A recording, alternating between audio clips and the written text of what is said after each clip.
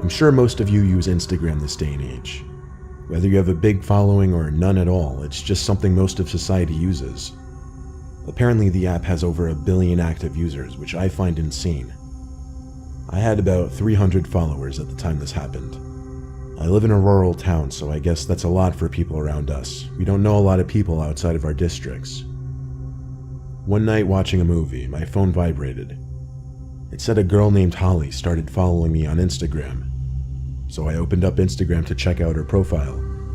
And she was this really gorgeous blonde girl with like 5,000 followers. She had about 50 pictures. They were all spaced out realistically as far as the dates they were posted.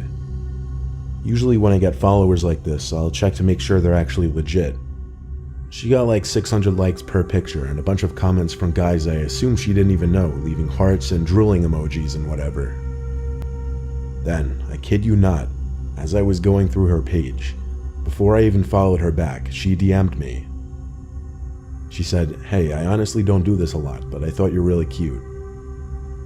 To be honest, and not to sound like a douche, I am pretty fit and I've been told I'm pretty attractive. And I have had some girls DM me in the past. So I followed her back and DM'd her the same, saying I think you're cute too. Then we went on to have a pretty long conversation, but it was going really well. We talked about fitness and what high schools we went to, and honestly it was great. She gave me her number, and we quickly got to setting up a meetup for the next night, which was a Friday night. We agreed we'd meet at a popular bar called Lucky's for a couple drinks. So Friday night, as the nerves are starting to kick in, I prepare myself for this little date. Never had I gone on a date straight from an Instagram DM, but this girl was downright gorgeous. I drove down to Lucky's and sat in my car in the parking lot, awaiting her call or text to let me know she was there. Eventually she did text me, but not to let me know she was there. She said her car broke down and she needed a ride. I had to reread it a couple times to be sure I was reading it correctly. I tried calling her, but she didn't accept the call. She texted me describing her location. I didn't answer just yet. I took one more good look at her Instagram profile, and it was definitely real. She had friends tagged in her pictures, commenting on her pictures, so I knew I wasn't getting catfished. I texted back on my way, and off I went. I drove down the quiet side roads towards the location she described. I made it, but it was a weird spot for her car to have broken down. I saw a car pulled off to the side of the road next to the woods. Actually, there were woods on either side of this road. The car had its hood open, so it had to be her. I tried calling, but it didn't go through. I looked at my phone and realized I had no bars here. I parked my car on the other side of the road and got out. As I walked over to her car, which was a black Nissan Altima, I realized I couldn't see inside of it at all. The windows were completely tinted black. I lightly tapped on the window and waited. No one opened the door, so I walked around to the front hood, just to see if she had attempted to do any work on the engine, I guess. As far as I could tell, she didn't. I was losing patience. I texted her, "Where are you? I'm about to leave." As I walked back to the side of the car, I noticed the driver's side window had now been cracked down. I knew for a fact they were all shut a minute ago. I called Holly's name, knowing someone had to be in the car now. As I walked a little closer to get a look inside, someone's fist reached out from the window, and they started signaling for me to come closer with their pointer finger. I felt my stomach drop, realizing it was definitely a man's hand. I told him in a shaky voice, "Get lost," as I ran back to my car. I sped away and made the first right turn off the street I could. Because of my constant glances in the rearview mirror, I eventually spotted a car with its lights off trailing behind me. I thought to do the same. I turned off the lights on my car and started making as many turns as possible, and eventually I did lose the car. When I got home, the profile had already blocked me, but I found out at a later date that that profile was in fact real, but that the girl in the pictures was hacked by some creepy dude, and I wasn't even this only guy's victim of whatever plan he had. I just hope everyone else was as fortunate as me.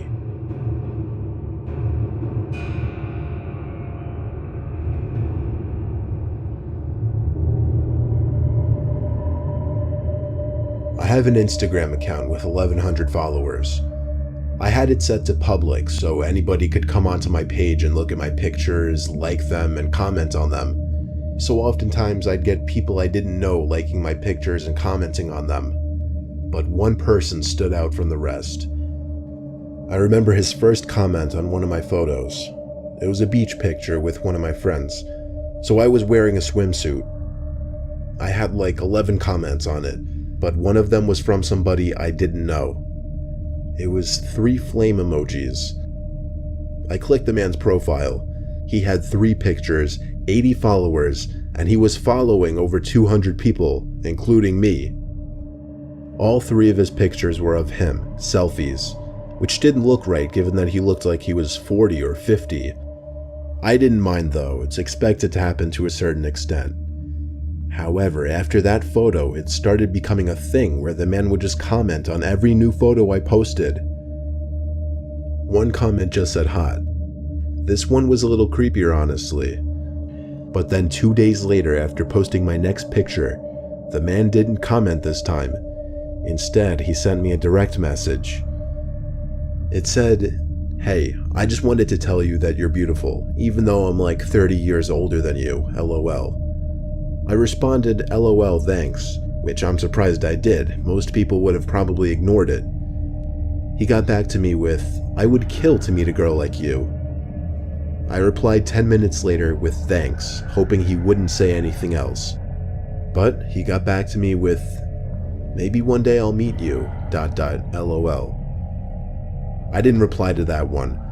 I found everything about the guy creepy, but I didn't block him. I figured, why get rid of a free follow and likes? I hadn't heard from him until I posted a new photo. This one of my sister Carol and I in front of our house.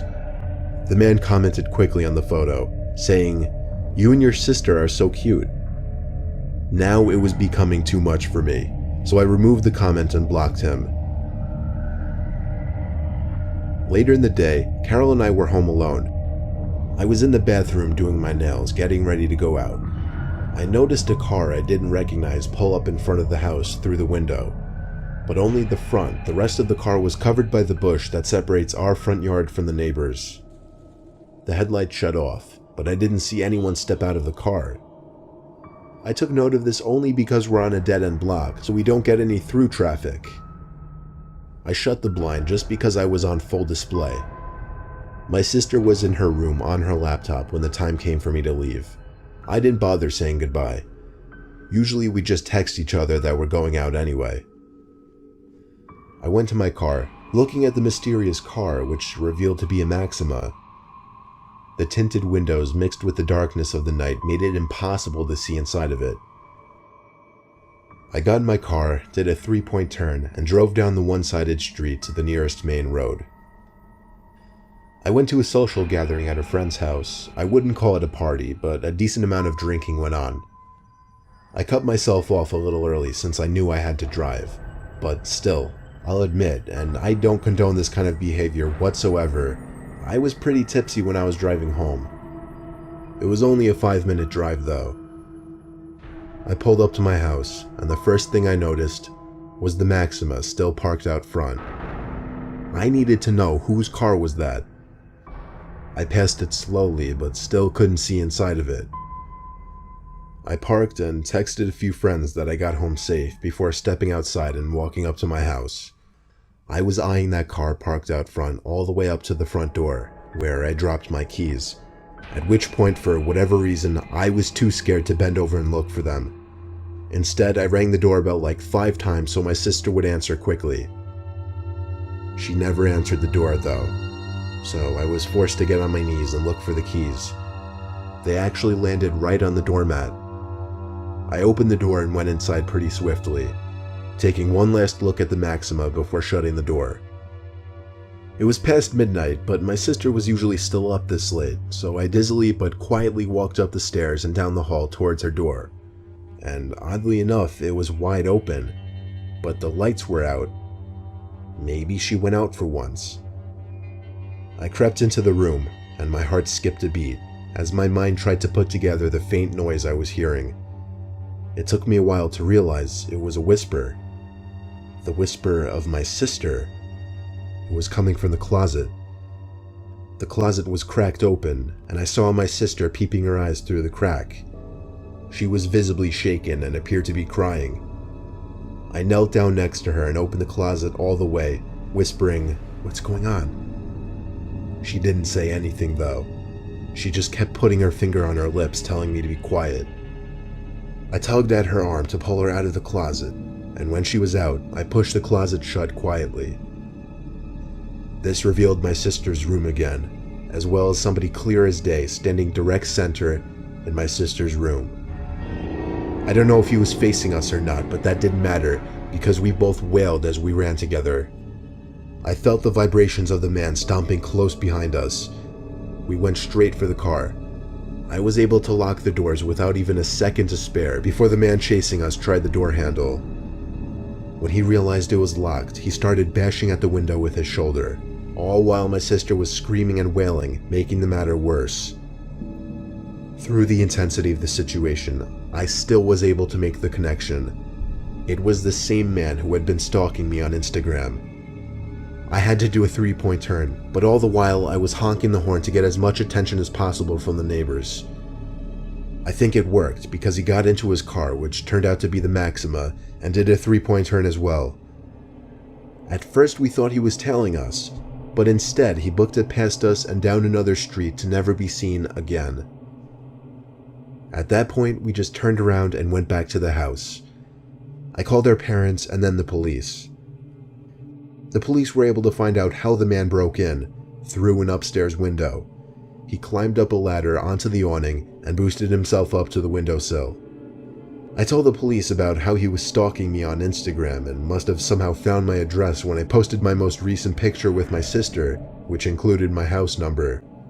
I tried to help them by giving the man's Instagram account, but when I went to the blocked accounts section, it was empty. That meant that the man already deleted his Instagram. Therefore, even if there is a way for Instagram to track deleted users, it didn't matter because I didn't remember the man's username. So I hate to say it, but there was nothing the police could do, and I knew it. I've since set my Instagram to private and really only accept follow requests from people I know now. I'm also a lot more paranoid and wary of posting revealing photos.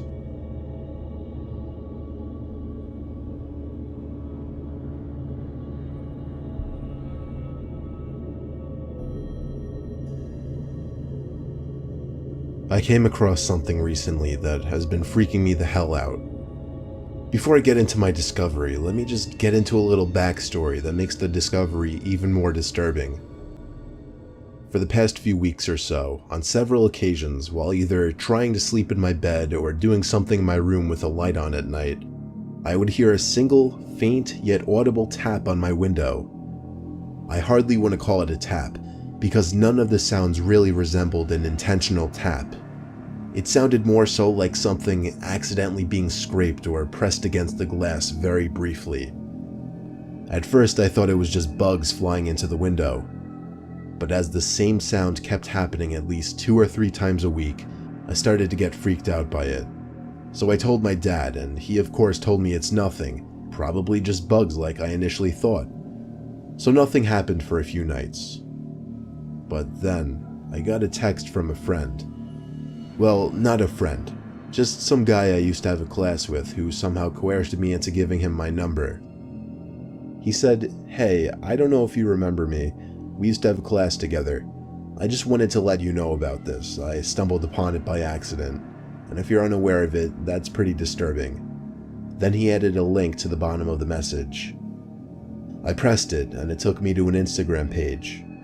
The page was titled JP Unofficial. Those were my initials, but that wasn't the first thing I noticed. The first thing I noticed was the profile picture, which was me.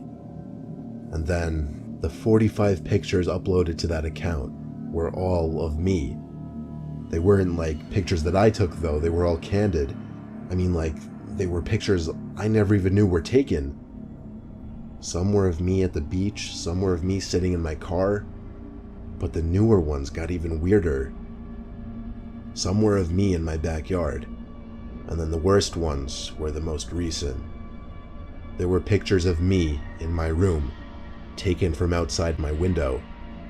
Some of me sitting on my bed doing homework or texting, others of me standing, with one even of me in my underwear. I felt sick. I felt like crying and throwing up. All of the pictures had at least 2 or 3 likes. Some had comments, but not comments pointing out how wrong this is. They were comments encouraging it, saying things like, "Go for it," or "hot," or "what I'd do if I could get my hands on her." The captions on the photos too. They were all things like "the love of my life," or "she went to the beach today," or "I just like to watch her." My mouth was twitching as a tear rolled down my face. I was so disturbed, I can't even describe the emotions I was feeling. And then, there was a sound again at the window. The sound. The unintentional scrape or tap. And then it clicked. It made sense now. When I put 2 and 2 together, I simply snapped. I lost it and screamed louder than I'd ever screamed before. My dad came rushing in with open arms to hug me and ask what's wrong. I showed him the Instagram page and explained the taps at the window. Well, explained is a stretch. I was a mess and could barely speak clearly. My dad's expression went from gentle to horrified to downright angry. He rushed outside screaming, making a scene for the neighbors, looking for the stalker. He then came inside and called the police. I gave the police the Instagram account and requested they track it as soon as possible.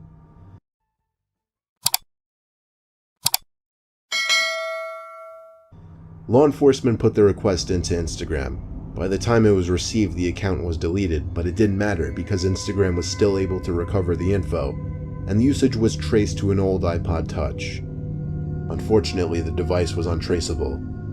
It was either destroyed or it had its Wi-Fi turned off permanently. My dad saw how messed up I was, and he plans on moving us out of the house within the month. Luckily, there haven't been any new sounds, but I've also made sure to keep all my blinds shut 24/7 and always make sure I'm not being tailed while driving. All I could think to say to everybody is keep your Instagram private and always be alert to your surroundings.